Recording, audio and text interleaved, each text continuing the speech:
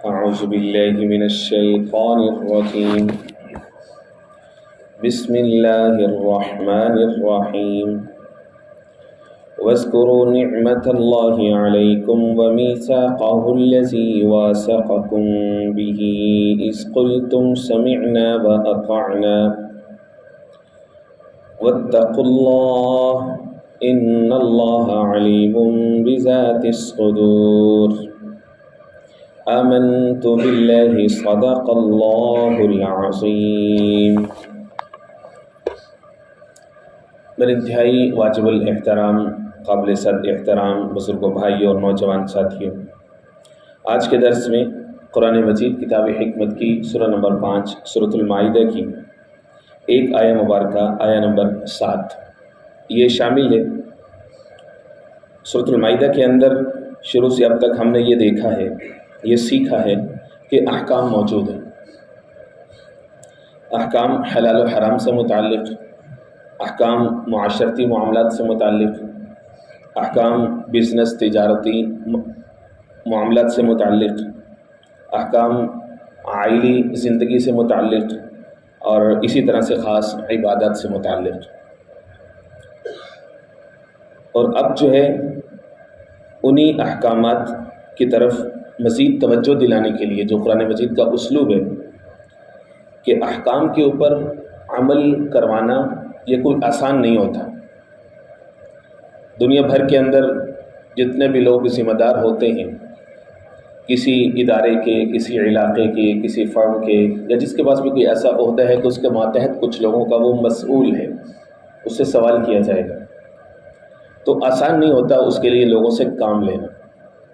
اس لیے جو سمجھدار لوگ ہیں وہ یہ سمجھتے ہیں کہ کام کرنا مشکل نہیں ہوتا، کام کروانا مشکل ہوتا ہے۔ لیکن قرآن مجید کے پاس اللہ جل شانہ کی ذات عالیہ حکیم ذات ہے، اس نے ایک بہترین طریقہ متعارف کروایا ہے کہ لوگوں کو کام کرنے کے لیے، احکام پر عمل کرنے کے لیے کس طرح سے موٹیویٹ کرنا ہے، کیسے ان کو انسپائر کرنا ہے۔ قرآن مجید سب سے بڑی ایک فورس متعارف کرواتا ہے، سب سے بڑی طاقت متعارف کرواتا ہے لوگوں کو اندر سے تبدیل کرنے کے لیے، اور وہ طاقت ہے تقویٰ۔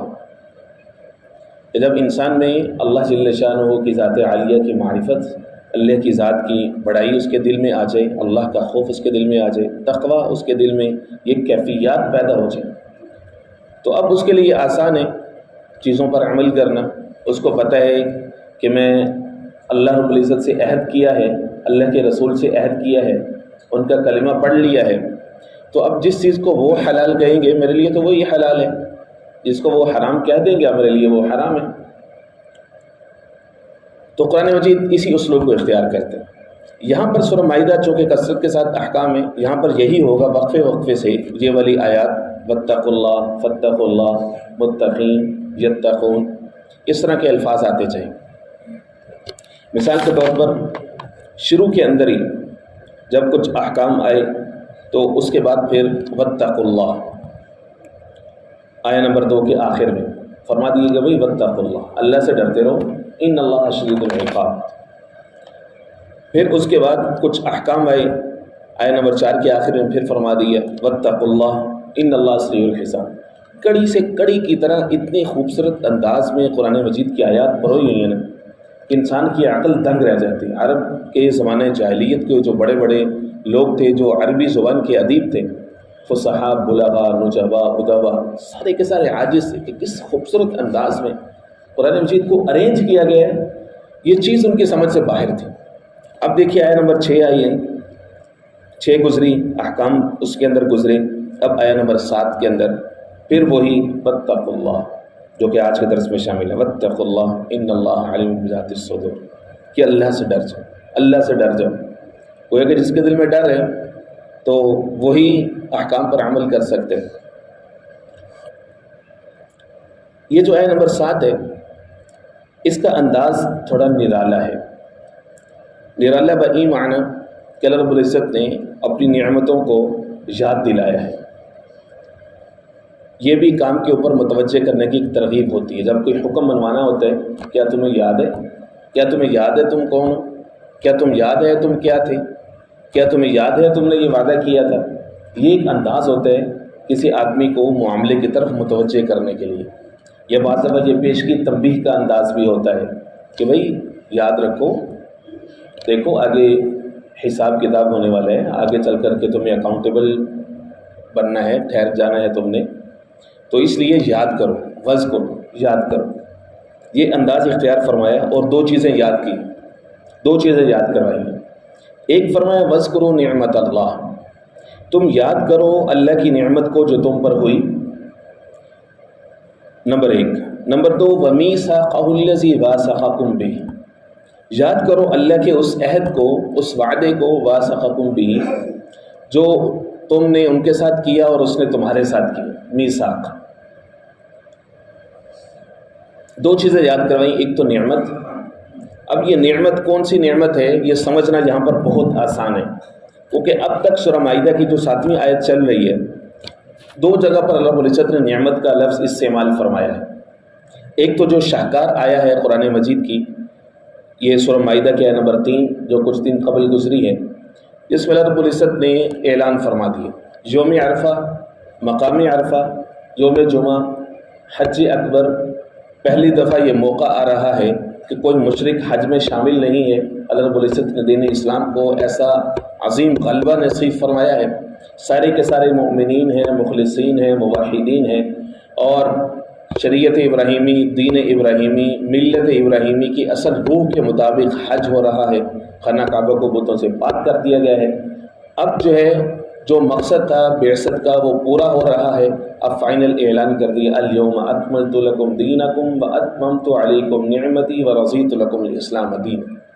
میں نے اپنی نعمت کو مکمل کر دیا ہے تم پر. یہاں پر فرما رہے ہیں وذکروا نعمت اللہ، اللہ کی نعمتوں کو یاد کرو، اللہ کی نعمت کو یاد رکھو. آیت نمبر 6 میں فرمایا ولیتم نعمتہ، طہارت کے احکام دے دیے، حلال و حرام کے احکام دے دیے. جب یہ سارے احکامات دے دیا فرمایا ولیتم نعمتہ، اللہ تو یہ چاہتے ہیں کہ اپنی نعمت کو تم پر پورا کر دے. گویا کہ فرما دیا کہ جتنی اعلیٰ چیزیں تھیں اللہ کے خزانے میں اللہ رب العزت نے تمہیں دی. سب سے اعلیٰ پیغمبر دیا سید المرسلین، خاتم المرسلین. سب سے عظیم کتاب تمہیں دی، خیر الکتب تمہیں عطا کر دی. خیر الانبیاء تمہیں مل گئے، سید الانبیاء تمہیں مل گئے. اسی طرح سے سب سے بہترین مہینہ تمہیں مل گیا، سب سے بہترین دن تمہیں مل گیا. اب تم نے اس نعمت کی قدر کرنی ہے. وَأَتْمَمْتُ عَلَيْكُمْ نِعْمَتِي، اب میں نے اپنی نعمت کو تمہارے اوپر کیا کر دیا ہے؟ پورا کر دیا ہے. تمہاری اس امت کو تاج سرداری دے دیا ہے، اور یہود جو کہ سابقہ امت مسلمہ کہہ لیجیے ان سے تاج سرداری چھین لیا ہے نعمتوں کی ناشکری کی وجہ سے کہ جو ہم نے ان پر کی ہیں، جن کا تذکرہ سورۃ البقرہ سے چلتا آ رہا ہے. مسلسل ان کے اوپر نعمتیں، انعامات. اب مسلمانوں کے لیے ایک تنبیہ کا انداز ہے وَاذْكُرُوا نِعْمَتَ اللَّهِ عَلَيْكُمْ، نعمتوں کو یاد رکھو جو ہم نے تم پر کی ہیں. جس طرح سے یہود کو اللہ رب العزت نے نعمتوں کا تذکرہ اس طرح سے فرمایا ہے، یاد کروایا ہے، اسی طرح سے مسلمانوں کے ساتھ معاملہ ہے. مفسرین فرماتے ہیں کہ دونوں کے اندر بڑی عجیب الائنمنٹ ہے کہ نعمتوں کو یاد کروانے کا مطلب یہ ہوتا ہے کہ نتیجے کے بارے میں خبردار کرنا.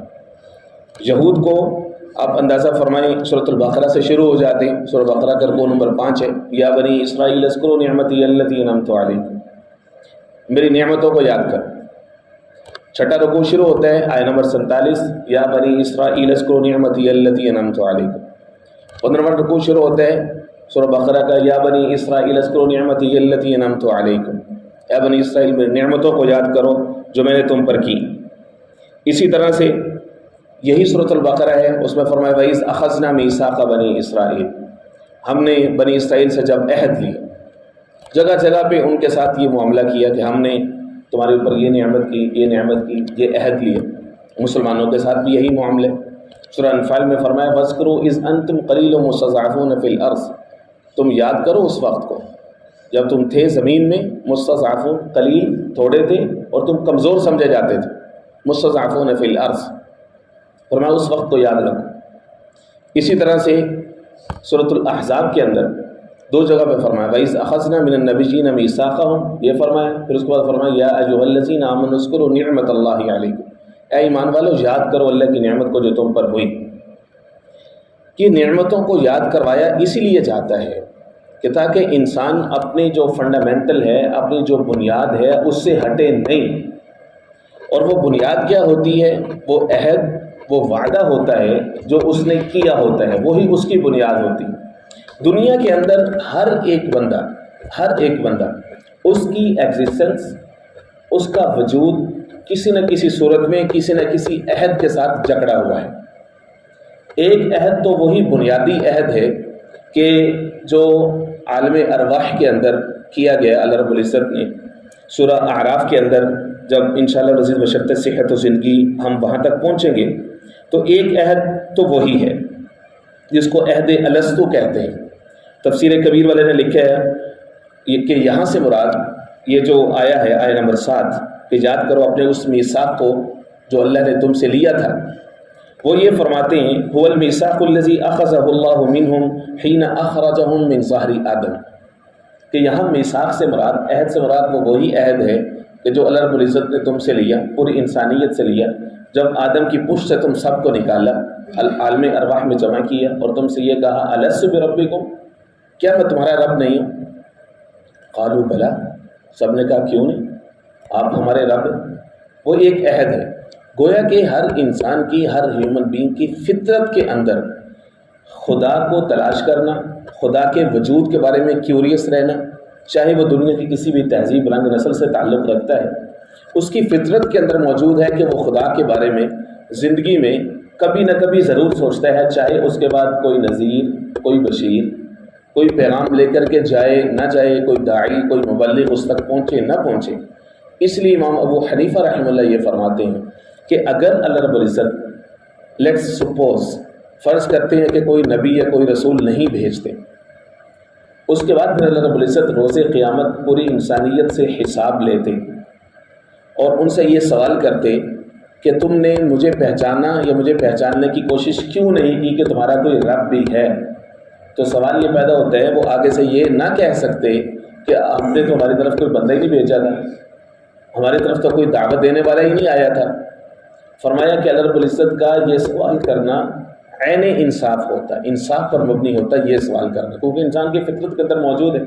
معرفت حاصل کرے تو یہ زمین و آسمان، یہ کائنات، یہ دن رات، یہ سورج چاند ستارے، یہ اتنی بڑی بڑی مخلوقات، یہ انسان خود اپنے اندر غور کر لے، سنریہم آیاتنا فی الآفاق وفی انفسہم حتی یتبین لہم انہ الحق، کہہ دیتی ہے شوخی نقش پا کہ ابھی ادھر سے کوئی گزرا ہے، کائنات میں ہر جگہ پہ اللہ رب العزت کی نشانیاں موجود ہیں۔ تو اس سے یہ سوال کرنا کہ تو نے اللہ کو کیوں نہیں پہچانا، تو نے مجھے کیوں نہیں پہچانا، فرمائے یہ سوال اس سے عبث نہیں تھا، بے انصافی نہ ہوتی بلکہ عین انصاف ہوتا۔ یہ تو رب العزت نے دوہرا جو ہے وہ احسان فرما دیا کہ اللہ رب العزت نے اپنے انبیاء رسول بھیجے کہ جنہوں نے آ کر کے اللہ رب العزت کی پہچان کروائی۔ تو فرمایا کہ یہ وہ عہد ہے جو اللہ رب العزت نے وہاں پر لیا تھا عالم ارواح کے اندر، جس کو عہد الستو کہتے ہیں۔ دوسری تفسیر مفسرین اکرام رحمہ اللہ یہ فرماتے ہیں کہ یہاں پر کس عہد کا تذکرہ ہے جو تم سے لیا گیا، فرمایا کہ یہاں سے مراد خاص وہ بیعت ہے، اطاعت کی وہ بیعت ہے کہ جو صحابہ اکرام نے، مؤمنین مخلصین نے، سابقین اولین نے موقع بموقع حضور پاک علیہ الصلوۃ والسلام کے ہاتھ میں ہاتھ دے کر کے کی۔ مثال کے طور پر وہ متعدد مقامات پر موجود ہے کہ کب کون سی جو ہے وہ بیعت کی ہے۔ جمہور کا موقف بھی یہی ہے کہ اس آیہ میں میثاق سے مراد وہی میثاق ہے۔ سیدنا عبداللہ بن عباس رضی اللہ تعالیٰ عنہ، جن کو حضور نے فرمایا حبر الامہ، بڑی امت کے تفسیر کے سب سے بڑے عالم ہیں، حضرت یہ فرماتے ہیں والعہد والمیثاق الذی جرى لهم مع النبی صلی اللہ علیہ وسلم على السمع والطاعہ۔ مثال کے طور پر لیلۃ العقبہ ہے، حضور پاک صلی اللہ علیہ وسلم مکہ مکرمہ میں جب تھے اور ہجرت کا بھی جو ہے وہ حکم نہیں آیا تھا، تو مدینہ منورہ سے لوگ آئے تھے، حضور پاک صلی اللہ علیہ وسلم مکہ مکرمہ سے باہر تشریف لے کر کے گئے پہاڑوں کی چوٹیوں پہ۔ تو عقبہ اولا ہے، وہاں پہ چند ایک انصار تھے جنہوں نے بیعت کی حضور پاک علیہ السلام کی کہ آپ جب ہمارے پاس آئیں گے، جلوہ افروز ہوں گے، تو ہم تن من دھن سے آپ کے پیغام کو قبول کریں گے، سچائی کے ساتھ اور عمل کریں گے جو آپ کہیں گے۔ پھر دوسری بیعت ہوئی، اس میں پہلے سے بھی زیادہ لوگ آئے، تو یہ دو بیعتیں ہوئیں، اور پھر انصار نے بعد میں ثابت کیے۔ قرآن مجید خود گواہی دیتا ہے فَمِنْهُمْ مَنْ قَضَىٰ نَحْبَهُ وَمِنْهُمْ مَنْ يَنتَظِرُ وَمَا بَدَّلُوا تَبْدِيلًا۔ رجال صدقوا ما عاهدوا اللہ علیہ، کہ یہ اللہ کے مرد ہیں، یہ اللہ کے لوگ ہیں کہ محبوب جنہوں نے آپ سے کیا وہ وعدہ سچا کر دکھائے۔ تو فرماتے ہیں کہ وہ جو بیعت ہوئی لیلۃ العقبہ کی ہے، اسی طرح سے جو ہے وہ غزوہ احزاب کے موقع پر حضور پاک صلی اللہ علیہ وسلم کے ساتھ جو نکلے ہیں، اور وہ جو اتنی لمبی خندق کھودی ہے، مدینہ منورہ کو محفوظ رکھا ہے، وہ بھی اسی طرح سے حضور پاک صلی اللہ علیہ وسلم کے ساتھ کیا گیا عہد اور اللہ کے ساتھ کیا گیا عہد، کہ اسی کا نتیجہ تھا، ان کی ڈٹرمنیشن تھی، ریزیلینس تھی، استقامت تھی صحابہ اکرام کی۔ صلح حدیبیہ کے اندر بھی یہ ہوا کہ صلح حدیبیہ کے اندر درخت کے نیچے بیٹھے، اور وہاں پر تقریباً 1500 کے قریب صحابہ اکرام ہیں، اور انہوں نے حضور پاک صلی اللہ علیہ وسلم کی بیعت کی ہے، اور وہ موت کے اوپر بیعت کی تحت الشجرہ۔ سورۃ الفتح کے اندر رب العزت نے اس کا تذکرہ فرمایا، لقد رضی اللہ عن المؤمنین اذ یبایعونک تحت الشجرہ، کہ اللہ راضی ہو گیا ان لوگوں سے کہ جنہوں نے درخت کے نیچے بیٹھ کر کے آپ سے بیعت کی ہے، اذ یبایعونک تحت الشجرہ فعلم ما فی قلوبہم۔ اللہ نے یہاں پر پھر ان کے ایمان کی گواہی دی ہے کہ وہ اپنے ایمان کے اندر سچے تھے، جنہوں نے آپ کے ساتھ درخت کے نیچے بیعت کی ہے۔ یہ بیعت صحابہ اکرام نے حضور کے ساتھ کی ہے۔ قرآن مجید یہ کہہ رہا ہے ان الذین یبایعونک انما یبایعون اللہ۔ سورہ فتح یہ کہتی ہے کہ جو آپ سے بیعت کر رہے تھے وہ دراصل آپ سے بیعت نہیں کر رہے تھے، یبایعون اللہ، وہ تو اللہ کے ساتھ بیعت کر رہے تھے۔ ید اللہ فوق ایدیہم، لیجئے اللہ کا ہاتھ ان سب کے ہاتھوں پر ہے، حضور کا ہاتھ نیچے، بیچ میں صحابہ اکرام کے ہاتھ ہے، اور پھر اوپر حضور کا ہاتھ دوبارہ آیا، فرمایا کہ یہ میری طرف سے عثمان کا ہاتھ ہے، اور اب اس کے اوپر سب کے اوپر اللہ کا ہاتھ ہے۔ ایک طرف حضور کا ہاتھ ہے، اوپر اللہ کا ہاتھ ہے، اب بیچ میں صحابہ اکرام کا ہاتھ ہے۔ تو اب ان کے ایمان کا تحفظ بھی ہے، ان کا روحانی تحفظ بھی ہے، ان کے تزکیے کی گواہی بھی ہے۔ تو اس سے زیادہ پاکیزہ ہستی ہیں تو پوری انسانیت کے اندر موجود ہی نہیں ہے۔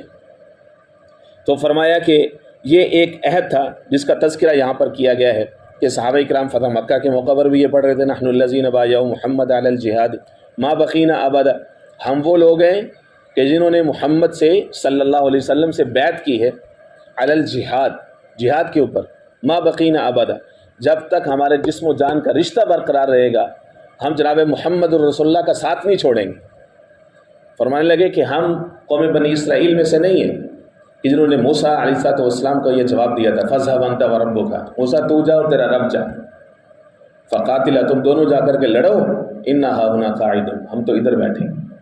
فرمایا کہ یہ سارے میثاق اللہ رب العزت یاد کروا رہے، اور فرق دونوں طرح کا میثاق جو میں پہلے تذکرہ کر رہا تھا کہ بنی اسرائیل کو بھی وعدے یاد دلائے ہیں، مسلمانوں کو بھی، اہل ایمان کو بھی یہ وعدے یاد دلائے جا رہے ہیں، دونوں میں ایک بہت بڑا فرق ہے۔ اب تک تھا کہ سملیرٹی دونوں میں کیا ہے، فرق سب سے بڑا یہ ہے کہ ان کو جو وعدے یاد دلا رہے تھے وہ ان کا مقام مذمت تھا۔ مقام مذمت کا مطلب یہ ہے کہ بعد میں ان کے پر عذاب آیا یا عذاب کے بارے میں ان کو بتایا گیا، یسومونکم سوء العذاب، تم پکڑے گئے، جکڑے گئے، تم نے نعمتوں کی ناشکری کی۔ لیکن یہاں پر مومنین کو یہاں پر جو یاد دلایا جا رہا ہے، یہاں پر ایسا مقام نہیں ہے، یہ مقام مدح ہے، اور اس کے اندر مسلمانوں کو انکریج کیا جا رہا ہے مومنین کو کہ دیکھو تم میں سے بھی ہر شخص جب اس دنیا میں آتا ہے ماں کی گود سے وہ کلمہ سیکھتا ہے اور اللہ سے یہ عہد کر رہا ہے لا الہ الا اللہ، رب مانوں گا تو اللہ کو مانوں گا، محمد الرسول اللہ، اور احکام چلیں گے میرے سب معاملات میں، عبادات، اخلاقیات، معاشرت، معاملات، سب کے اندر حکم چلے گا تو اللہ کے رسول کا چلے گا صلی اللہ علیہ وسلم۔ فرمایا کہ اس عہد کو یاد کرو۔ تیسری تفسیر اس میثاق سے کیا مراد ہے جس کا تذکرہ یہاں پر کیا جا رہا ہے، فرمایا کہ حقانیت اسلام یاد دلائی جا رہی ہے کہ عقلی اور نقلی دلائل جتنے اسٹیبلش ہو چکے ہیں کہ یہ دین اسلام برحق ہے، پیغمبر اسلام برحق ہے، یہ شریعت بیضا ہے، یہ تا قیامت اب یہی سکہ چلے گا۔ اس کے اوپر جو عقلی اور شرعی دلائل ہیں، امام سدی رحمہ اللہ فرماتے ہیں المراد بالمیثاق الدلائل العقلیہ والشرعیہ نصبها اللہ علی التوحید والشرع، فرمایا کہ رب العزت نے توحید اور شریعت کے اوپر جتنے دلائل قائم کیے ہیں ان سب کو ایک میثاق قرار دیا گیا ہے کہ وہ ایک عہد ہے جو تمہارے ساتھ اللہ نے کیا ہے، لہٰذا اس کو یاد رکھنا، اس سے غافل نہ ہو جانا۔ اور قرآن مجید کے اندر اب سوال یہ پیدا ہوتا ہے کہ بعض جگہ پر عہد کا لفظ ہے، بعض جگہ پر وعدے کا لفظ ہے، بعض جگہ پر میثاق کا لفظ ہے۔ میں نے کافی ساری آیات ابھی آپ کے سامنے رکھی، سورۃ البقرہ سے رکھی، بنی اسرائیل کے ساتھ فرمایا کہ میں نے تم سے میثاق لیا، اس طرح سے سورہ آل عمران میں وَإِذْ أَخَذَ اللَّهُ مِيثَاقَ الَّذِينَ أُوتُوا الْكِتَابَ لَتُبَيِّنُنَّهُ لِلنَّاسِ فَلَا تَكْتُمُونَهُ، اسی طرح سے سورہ احزاب کے اندر وَإِذْ أَخَذَ اللَّهُ مِيثَاقَ النَّبِيِّينَ لَمَا آتَيْتُكُم مِّن كِتَابٍ وَحِكْمَةٍ۔ قرآن مجید میں کئی سارے متعدد مقامات پر جو ہے وہ عہد، وعدے اور میثاق کے یہ الفاظ موجود ہیں۔ عام طور پر دونوں کے، ان تینوں کے معنی لوگ جو ہیں وہ ایک جیسے سمجھ رہے ہوتے ہیں۔ فرمایا کہ ان تینوں میں فرق ہے۔ سب سے پہلے آتا ہے عہد۔ عہد کہتے ہیں جو شرائط کے ساتھ ہوتے ہیں، دو فریقوں کے بیچ میں ہوتے ہیں۔ اس میں پھر جس سے عہد لیا جا رہا ہے کہ تم یہ کام کرو، تو اس میں دوسرا فریق اس سے پوچھنے والا ہوتا ہے، اور جس سے عہد لیا جا رہا تھا وہ اس میں مسئول ہوتا ہے، یعنی وہ ایک دن اکاؤنٹیبل ہے، اس نے جواب دینا۔ یہ ہے عہد۔ مثال کے طور پر رب العزت نے سورہ بنی اسرائیل میں فرمایا وَأَوْفُوا بِالْعَهْدِ إِنَّ الْعَهْدَ کَانَ مَسْئُولًا، کہ اپنے کوورنٹس کو، اپنے عہد کو پورا کرو۔ ان العہد کان مسئولا، بے شک عہد کے بارے میں تمہارے سے پوچھا جائے گا۔ آیت نمبر 34 سورۃ الاسراء کے اندر۔ اس طرح سے فرمایا سورہ انفال کے نمبر 56 کے اندر الذین عاہدت منہم ثم ينقضون عہدہم، یہ کفار یہ آپ کے ساتھ عہد کر لیتے ہیں، ثم ينقضون عہدہم، پھر اپنے معاہدے کو توڑ دیتے ہیں۔ یہ غزوہ بدر کے تناظر میں سورہ انفال جو اتری ہے وہاں پر تذکرہ ہے۔ تو عہد کے اندر وہ دو فریق ہوتے ہیں، اور پھر اس کے اوپر پلنٹی بھی ہوتی ہے اور اس سے پوچھا بھی جاتا ہے۔ لیکن جو وعدہ ہوتا ہے، وعدہ وہ ایک جانب سے ہوتا ہے، اور اس کے اندر قدر کوشش کا ایلیمنٹ جو ہے وہ شامل ہوتا ہے۔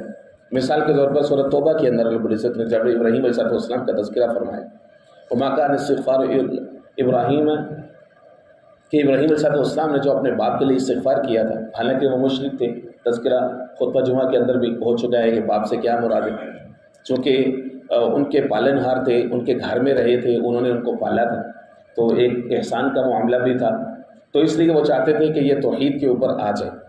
اور بالآخر جب نکلے بھی تو فرمایا کہ میں تمہارے لیے استغفار کروں گا، وعدہ کیا تھا، سورہ مریم کے اندر موجود ہے سأستغفر لک ربی، میں تمہارے لیے استغفار کروں گا۔ تو رب العزت نے سورۃ توبہ میں فرمایا کہ ابراہیم نے جو ان سے ایک وعدہ کر لیا تھا، اس وجہ سے انہوں نے ان کے لیے استغفار کی تھی، ورنہ اجازت نہیں ہے کسی مومن رشتہ دار کو کہ وہ اپنے کافر اور مشرک کے لیے وہ اللہ سے استغفار کرے، سفارش کرے، یہ جائز نہیں۔ فرمایا کہ ابراہیم نے جو وعدہ کیا تھا نا، وہ اسی وجہ سے انہوں نے استغفار کر لیا تھا۔ تو وعدہ وہ ایک طرف سے ہوتا ہے۔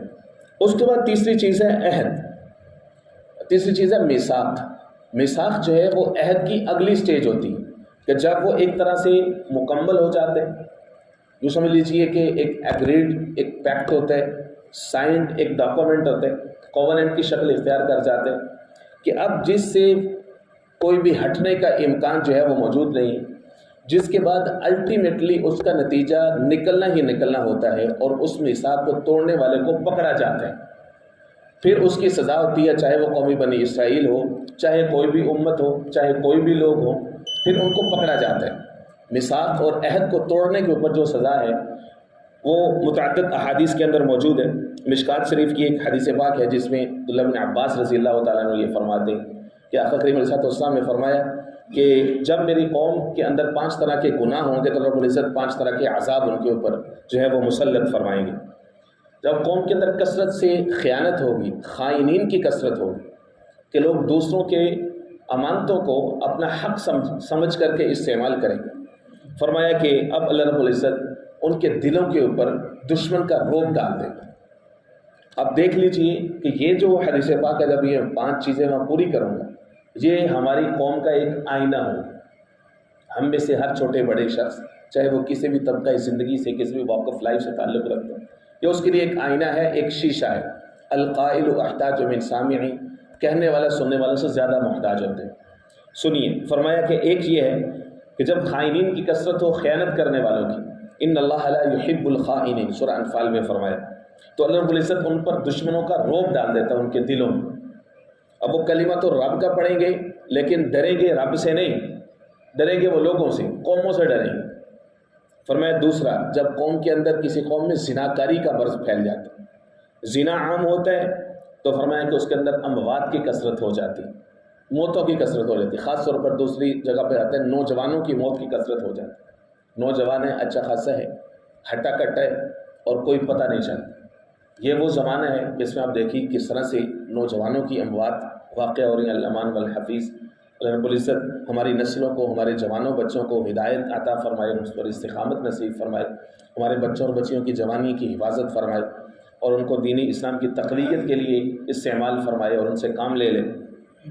فرمایا کہ زناکاری عام، کثرت اموات، موتوں کی کثرت عام۔ ایک حدیث پاک کے اندر یہ بھی آتا ہے کہ ایک صحابی نے عرض کیا، یا رسول اللہ کہ میں چاہتا ہوں کہ میری زندگی کے اندر برکت آ جائے۔ فرمایا کہ زنا سے بچنا، زنا جو ہے یہ عمر کو کم کر دیتے، یہ زندگی سے برکت کو چھین لیتا ہے۔ فرمایا کہ تیسری چیز، جب کہ قوم ناپ تول میں کمی کے مرض میں مبتلا ہو جاتی ہے تو رب العزت ان پر سبزے کو بند کر دیتے ہیں۔ سبزے کو بند کرنے سے مراد یہ ہے کہ ان پر فقر مسلط کر دیا جاتا ہے، روزی تنگ کر دی جاتی، اور وہ چاہے جتنی بھی زرخیز زمینوں کے مالک کیوں نہ ہو۔ آپ کا یہ پورا خطہ کتنا زرخیز ہے، پوری دنیا کے خطوں میں سے سب سے نرالا ہے، ہر طرح کا موسم ہے، ہر طرح کا پھل ہے، ہر طرح کا سبزہ ہے، لیکن اس کے باوجود اشیاء خورد و نوش اور روزمرہ کی اشیاء لوگ شکایت کرتے نظر آتے ہیں، الا قلیل جن کے دنوں میں اللہ رب العزت نے سیٹسفیکشن اور ایک تسلی کا لیول قائم کیا ہوا کہ اللہ کی طرف سے ہے سارا کچھ، اس کے علاوہ باقی ہر بندہ شکوہ کرتا نظر آتا ہے۔ وہ جو خلیفہ ہارون الرشید کا غالباً واقعہ آتا ہے کہ ان کے دربار میں بہلول تھے، اللہ والے تھے، خواجہ بہلول دانا بھی ان کو کہتے ہیں۔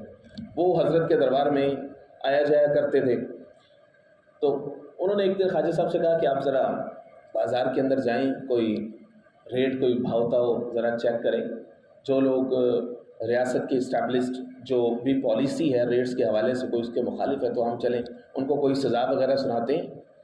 تو خواجہ صاحب گئے اور ایک شخص سے گوشت بیچتا تھا، پہلے گوشت مارکیٹ میں چلے گئے، اس سے پوچھا کہ کیا حالات چل رہے ہیں۔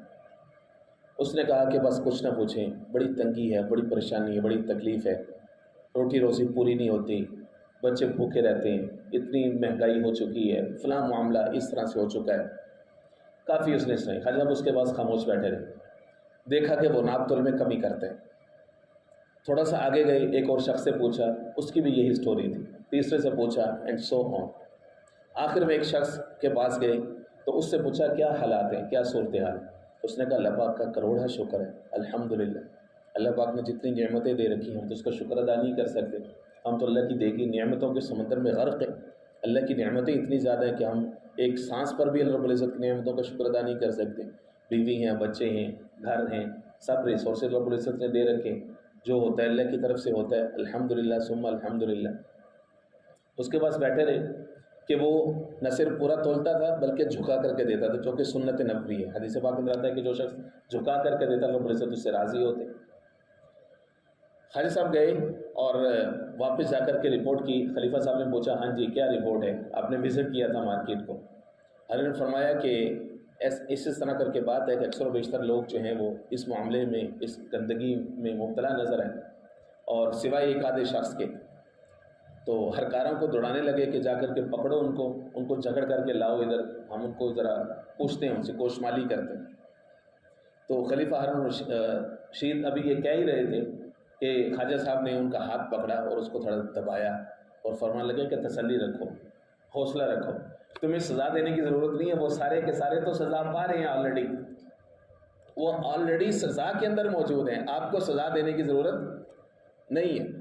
جو شخص عوام الناس کو تکلیف دیتا ہے، عوام الناس کے امن کا باغی ہوتا ہے اور اس میں فساد پھیلاتا ہے، تو وہ دنیا کے اندر ہی پکڑا ہوتا ہے، محسوس ہو نہ ہو، جیسے نا اللہ دکھا دیتا ہے بندہ نہیں سمجھتا، وہ پکڑا ہوتا ہے۔ فرمایا چوتھی چیز فرمایا کہ جب کسی قوم کے اندر ظلم بڑھ جاتا ہے، ناحق فیصلے ہونا شروع ہو جاتے ہیں، مظلوم کو انصاف نہیں ملتا، تو فرمایا کہ وہاں پہ خون ریزی عام ہو جاتی ہے، پھر کسی کی جان کی کوئی قیمت نہیں، لوگ خود نکلتے ہیں اور بدلے لینے شروع کر دیتے ہیں۔ ناحق فیصلوں کا نتیجہ قتل اور خون ریزی ہوتا ہے۔ پانچویں چیز فرمایا جب کسی قوم کے اندر عہد شکنی کا مرض آ جاتا ہے، چاہے وہ انفرادی ایک دوسرے کے ساتھ کیا گیا عہد، دو فریقوں، دو پارٹی، دو گروپس، دو اسٹیٹس، کسی بھی طرح کے دو فریق ان کے درمیان جو بھی عہد ہے، معاہدہ ہے، جس طرح سے شادی ہے، فیملی انسٹیٹیوشن ہے، یہ بھی ایک سوشل کانٹریکٹ ہے. جتنی بھی ٹائز ہیں، فرمایا کہ جو لوگ عہد شکنی کرتے ہیں تو اب اس قوم کے اوپر اللہ رب العزت دشمن کو مسلط کر دیتے ہیں. ہوائیں فضائیں ان کی اپنی ہوتی ہیں، خزانے ان کے اپنے ہوتے ہیں، معاملات ان کے اپنے ہوتے ہیں، لوگ ان کے اپنے ہوتے ہیں، سارے وسائل ان کے اپنے ہوتے ہیں، لیکن ان کی قسمت کے فیصلے، ان کے مستقبل کے فیصلے، ان کے معاش کے فیصلے، ان کی سیاست کے فیصلے وہ سارے کے سارے باہر کے لوگ کر رہے ہوتے ہیں. یہ 5 چیزیں ہیں. یہ حدیث پاک جو ہے یہ آئینہ ہے امت مسلمہ کے ہر فرد کے لیے، اور جو ہمارا ملک و ملت ہے اس کے ہر فرد کے لیے، کہ ہم نے اللہ کے حکموں کو توڑا، آقا کریم صلی اللہ علیہ وسلم کی سنتوں اور احکام کو چھوڑا، تو یہ نتیجہ ہے. فرمایا واتقوا اللہ، ڈر جاؤ اللہ سے، جو اللہ سے کیے گئے وعدے ہیں ان پر واپس آ جاؤ. ان اللہ علیم بذات الصدور، بے شک اللہ جانتا ہے سینوں کے رازوں کو. جو دفن کیا اللہ رب العزت سینوں کے اندر، اللہ رب العزت کی ذات اس کو جانتی ہے. اللہ رب العزت سمجھ نصیب فرمائے. وما علینا الا البلاغ. بسم اللہ الرحمن الرحیم. اللہم صلی علی